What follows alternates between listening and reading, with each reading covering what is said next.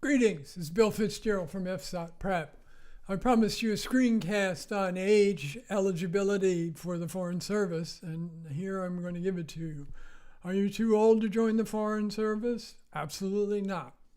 You can still serve if you begin to register at 59, you have to be commissioned by age 60, and that's it. But still, there are plenty of people who are floating around out there who have retired perhaps and don't know what to do. They have way too much energy to sit around and watch TV all day. They should apply to the Foreign Service. I joined up in 1988. I was 27. The average age of my A100 class, the entering Foreign Service class, was 31. And I understand very recently, last year, in fact, that the average age of classes was 30.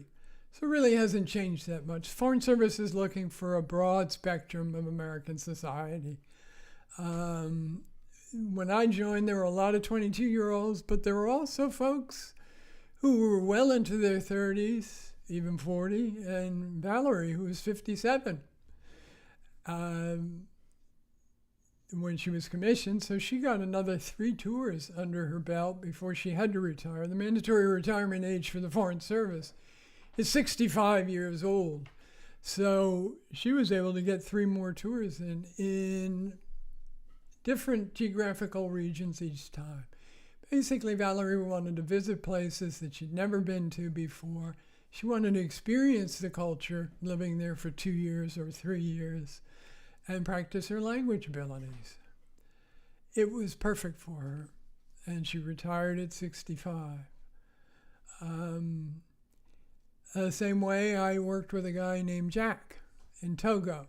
Now, Jack's passion in life was refereeing soccer matches, football matches. And in Togo, like the rest of Africa, like the rest of the world, soccer or football was the most important, it remains the most important sport there is. And World Cup season they go gaga over it. Well, Jack just happened to have credentials as an amateur referee for football matches. That was his passion. He'd retired, he joined up in his early 50s. He'd retired after a 25 or 30-year career in the U.S. Army. He retired as a full bird colonel.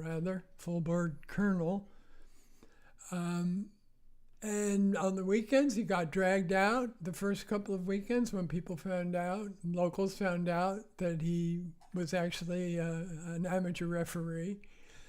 And the man had a smile on his face every week, because he was officiating for pickup matches, he was officiating for league matches, even for the national team. So, again, you don't count yourself out because you're in your 50s. Likewise, on the other end of the spectrum, remember, you don't need a college degree to join the Foreign Service. In fact, you can start registering at age 20. You have to be commissioned by age 21 or after. So you can do it. I've never met anyone, but I was just one officer in a sea of officers. It's possible. I personally, and I would encourage you to finish your college degree before you take the test. But for both the tail end of the baby boom and those who are, I guess, X generation, millennials, whatever. It's a free test. You got nothing to lose but your fears. I think it's a great career, whether you have 5 years or whether you have 25 years, like I did. In any case, if I could, I'm 57 now. If I could join again, I would, I guarantee you. You can put me in whatever career track you want. But the quirky, funny, really smart FSOs to the locally employed staff who are so genuine and so honest and so good.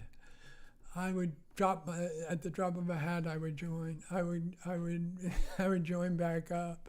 I really do miss it. And there are not many careers these days where you think that you really do miss it. In any case, if you like this video, please share it with someone. Please share it with somebody in their early 50s who are retired, casting about, not sure what they want to do. It's a free test. Share this video with them. Share the registration forms with them. It is a fabulous job. If you really like it, subscribe. I'm going to be providing more videos in the future. I think the next one's going to be the 10 reasons why you want to join the Foreign Service. After that, I guarantee you, I promise, I will hit the oral assessment test.